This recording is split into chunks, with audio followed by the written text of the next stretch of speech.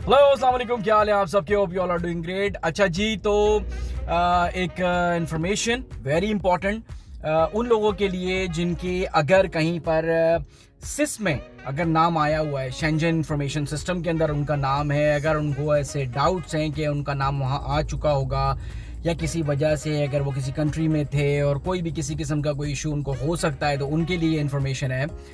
मुझे आज ये चीज़ कंफर्म हुई है। कल रात को हम इस बात पे डिस्कस कर रहे थे।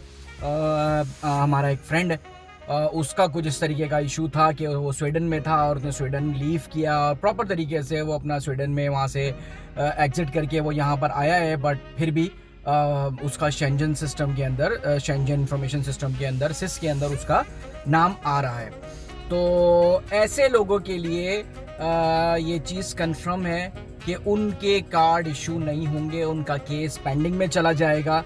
तो लाजमी तौर पे अगर किसी के साथ भी ऐसा कोई इशू है, अगर किसी के साथ भी ऐसा कोई मसला है, लाजमी तौर पे उस कंट्री के अंदर, यहाँ से नहीं, उस कंट्री के अंदर कोई लॉयर हायर करें और उस कंट्री के अंदर आप उनको इन्फॉर्म करें कि आप वहाँ से एग्जिट कर चुके हैं। अगर आपका कोई केस है, कोई क्रिमिनल केस है, किसी किस्म की भी कोई एक्टिविटी है, अगर ऐसी कोई भी चीज़ आपकी इनके सिस्टम पे नज़र आती है आइमा को, तो वो आपको कार्ड इशू नहीं करेंगे।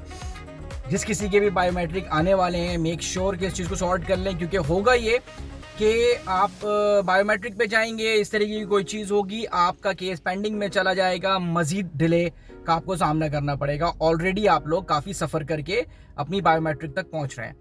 एक चीज़ लोगों ने एक नया ड्रामा शुरू कर दिया है, लोगों को डराना शुरू कर दिया है कि जी इसकी वजह से आपकी फाइलें कैंसिल हो जाएंगी, आपका केस कैंसिल कर दिया जाएगा। देखिए, मैं बार बार अपनी तमाम वीडियोस के अंदर मैं ये बात कह रहा हूँ, एक सिस्टम है, एक कंट्री है, ऐसा नहीं हो सकता। लोग हैं जो कि बस बिला वजह किसी भी वजह से जो है ना वो आपकी फ़ाइल को कैंसिल कर देंगे। ऐसा नहीं है। आप यहाँ पर रुके हैं, आपने इनको टैक्स पे किए हैं, आपने यहाँ पर लीगल तरीके से आपने यहाँ पर काम किया और ये सिस्टम इन्होंने ही दिया था, ठीक है ना, आप घर से लेकर नहीं आए थे।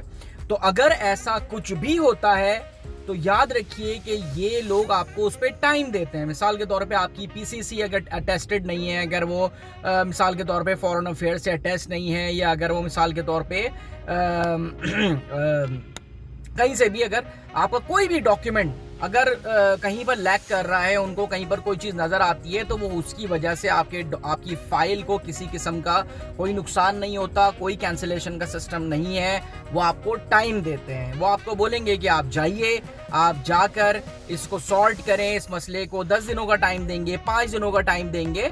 तो ये चीज़ याद रखिए कि आपकी फ़ाइल किसी किस्म की कैंसिल नहीं होगी। अगर ये सिस वाला इशू भी आया तो उसके अंदर भी वो आपको टाइम देंगे और वो आपको कहेंगे कि जी आप इतने टाइम के अंदर अपने मसले को सॉर्ट कर लीजिए, ठीक है जी। तो कोशिश करिए कि अगर आप लोग की बायोमेट्रिक आ रही है तो मेक श्योर कि ऐसा कोई सीन ना हो, सिस अंदर आपका नाम ना आ रहा हो, किसी क्रिमिनल एक्टिविटी में आपका नाम ना आ रहा हो, कहीं पर भी कोई भी चीज़ अगर ऐसी शो होगी तो आपको आपका कार्ड डिले आपका हो जाएगा, आपका केस पेंडिंग में चला जाएगा।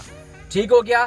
ख्याल रखिए अपना। मज़ीद कोई इन्फॉर्मेशन के लिए कोई भी किसी को मसला हो तो वो कमेंट करके मुझसे पूछ सकते हैं। नेक्स्ट वीडियो के अंदर मैं इंशाल्लाह मैं आपको बताऊंगा कि डॉक्यूमेंट्स कौन कौन से आप लोगों ने अपलोड करने हैं और किस तरीके से उन डॉक्यूमेंट्स की पीडीएफ बना के कौन कौन से किस सेट के साथ जो है वो आपने उसको अपलोड करना होगा। ख्याल रखिए, इंशाल्लाह ताला कुछ नए इन्फॉर्मेशन के साथ दोबारा मिलता हूँ। टेक केयर, अस्सलाम वालेकुम।